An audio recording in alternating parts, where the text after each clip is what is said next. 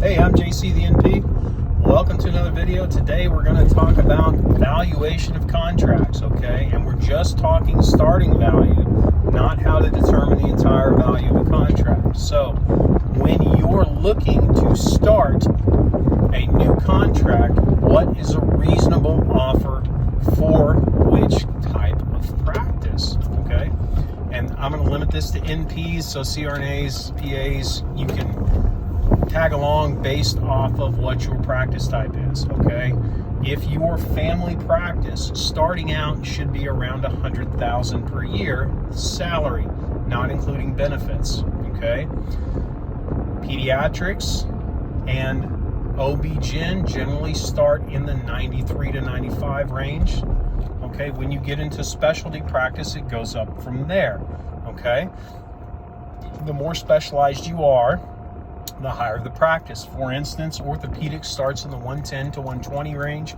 Cardiology starts in the 110 to 120 range. Nephrology starts in the 110 to 120 range. Cardiothoracic starts in the 130 to 140 range. Neurosurgery starts in the 130 to 140 range. And emergency medicine starts in the 150 plus range, okay?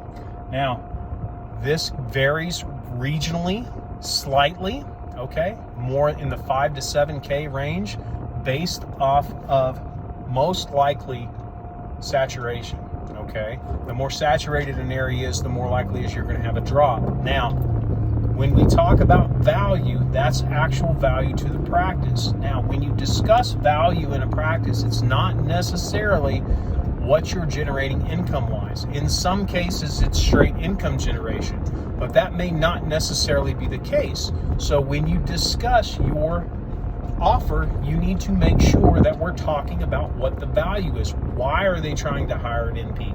What do they need an NP for? For instance, if you're going into a surgical practice, the reason that you are there is to increase the number of surgeries that the surgeon can perform. Okay, to keep him out of the clinic, to keep him from doing rounding, H&Ps, discharge summaries. You are to do that stuff to limit the time he has to do that, which puts him more time in the OR. And that's where they make the majority of their money. So we need to make sure that we understand what the value is to that individual practice. That's beneficial long term, okay? So that way you know what your goals are in order to increase your value to the practice, okay? If you're coming into a physician-owned practice and this person is trying to sunset their practice, i.e. they're getting ready to retire, but they want to make some income during that time, but they want to slow down and increase their livelihood, okay? Then you're coming in order to you have to cover your expense and cover the expense that person was already making, okay? That's how you increase your value to the practice. And when you can increase that beyond what that value is, that's how you increase your value to the practice. For instance, you need to make your salary, say family practice, $100,000 plus your overhead costs, so another $50,000 to $75,000. So you make $175,000 to cover that.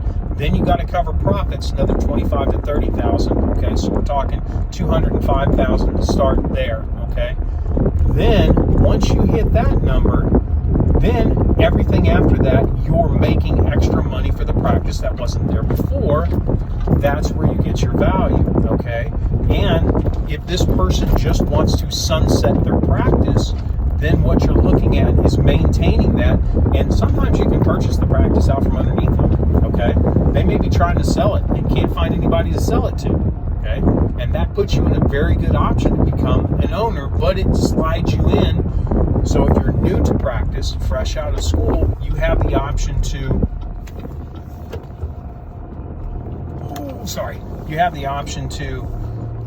learn how you practice before you purchase a practice and learn the business side of it. Because if you're looking at purchasing a practice, you need to understand the numbers from the business perspective as well, okay? Which is another part that we will talk about in another video, okay?